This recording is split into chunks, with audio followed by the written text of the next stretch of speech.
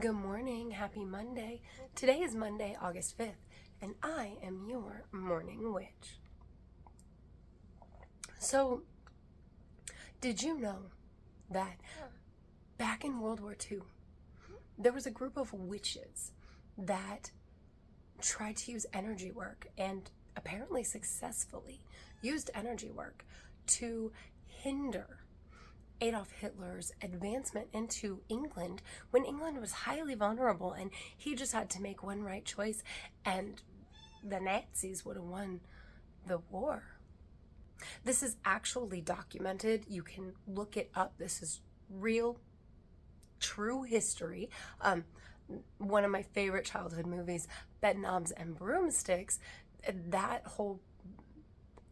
piece of information, that's a huge part of the plot. And as well as previously in English or Welsh mythology, there's a story about a king who had his sorcerer enchant armor to fight off an invading army.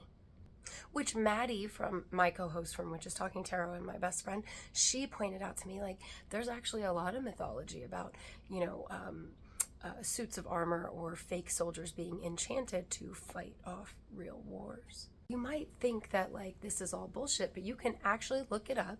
There was a group of witches that did this because think about this. The brain emits waves of energy, light waves. The brain emits these things as our thought patterns. They go out as light waves of energy. And EKG, medical machinery, that's what it measures when it's looking at your brain. It's measuring the waves of light that your brain sends out.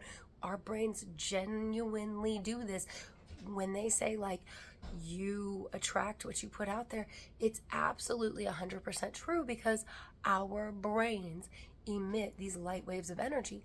So when multiple brains are emitting the energy on the same wavelength for a common cause, in the case of the 1940s or whatever, it was the witches of England trying to fend off Hitler.